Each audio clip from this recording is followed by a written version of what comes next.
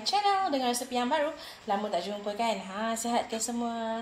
Sorry, I was busy. Okay, tapi hari ni sebagai penutup tirai Ramadan atau sebelum kita menyambut Aidilfitri. Okay, biskut nostalgia. Okay, saya nak buat biskut semprit dahlia menggunakan planta custard dan saya akan bagi tahu dalam video saya ni resepinya nanti. Okay, let's straight to the point. Yang pertama, saya akan menggunakan setengah cawan gula caster ataupun 125 gram gula caster, 250 gram planta. Okay, saya pakai planta. 1 sudu kecil esen vanila. Okay, selepas tu kita akan kacau gula dan butter dan esen vanila ni sehingga dia sebati dulu. Masa kita nak kacau dia ni, jangan sampai dia terlalu kembang. Okay, bila dah kacau dia sebati, masukkan 2 biji kuning telur.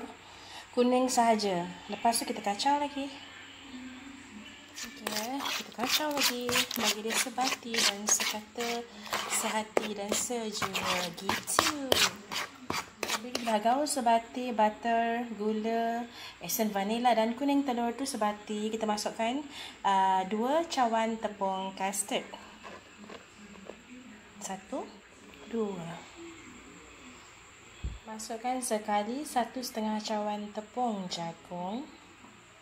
1,5 dan masukkan 1 sudu besar makan tepung beras, 1 sudu je. Okey, selepas tu kita gaul dia sehingga dia sebati dahulu. Okey, bila adunan kita dah jadi macam ni, sis boleh gaul dia menggunakan tangan. Sedap sikit kita nak memegang dia, nak menguli dia. Okey. Bila sis dah uli menggunakan tangan, dia akan jadi dough yang tak lekat pada tangan. Kalau sis pegang dia kan, dia tak lekat pada tangan. Okey, masa sis adunkan adunan tersebut, sekiranya dough tu melekat pada tangan, sis boleh tambah tepung gandum sikit demi sedikit. Okey, jumlah tepung gandum yang saya tambah tadi nak bagi dia adunan yang sebati ni, saya tambah 1 sudu besar je. Sedikit saja. Sis jangan tambah banyak sangat sehingga bila sis tekan dia jadi senang. Ni dia tak terlalu lembut. Okey. Dia tak melekat pada tangan. Okey. Sementara saya nak tekan adunan kita ke atas dulang, saya akan panaskan oven pada suhu 170 darjah Celsius dan saya akan biarkan selama 5 minit dahulu.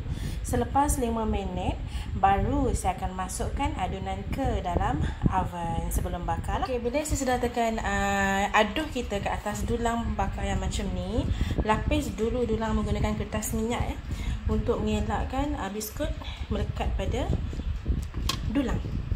Okey, selepas itu bahagian atas biskut topping dia adalah pilihan. Sis nak menggunakan chocolate chip atau cherry.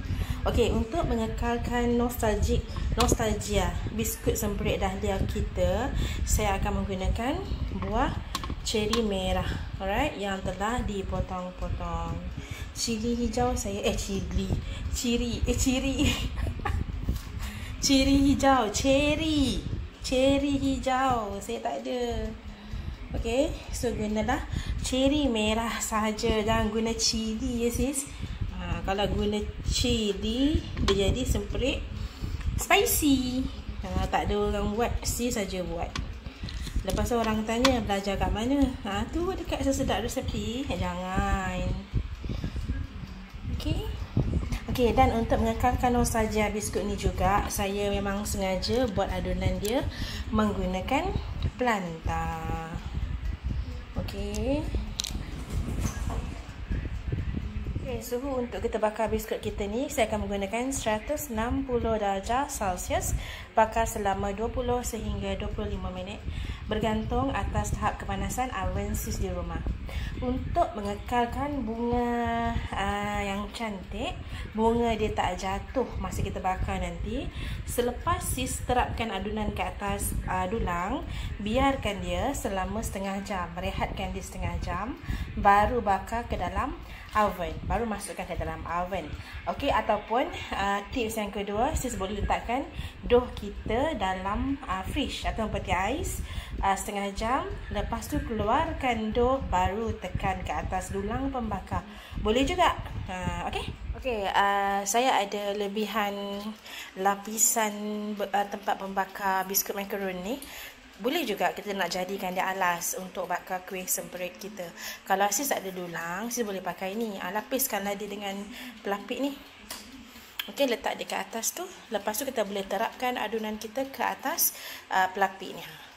Okey, kalau sis tekan dia di atas pelapis ni, nampak dia cantik. Dia tak keluar daripada rumah dia. Gitu. Sama je, cuma selesa lah sikit yang ni. Kalau tak ada kertas minyak tu kan, boleh je pakai pelapis ni.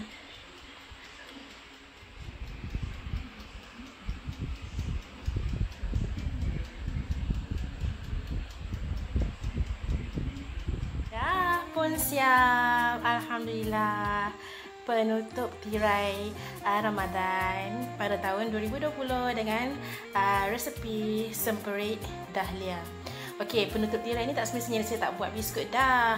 Cuma tak lengkap lah raya kalau tak ada semperit dahlia nostalgia ni sis. Biskut orang lama. Jadi saya kekalkan nostalgia tu dengan menggunakan pelantah.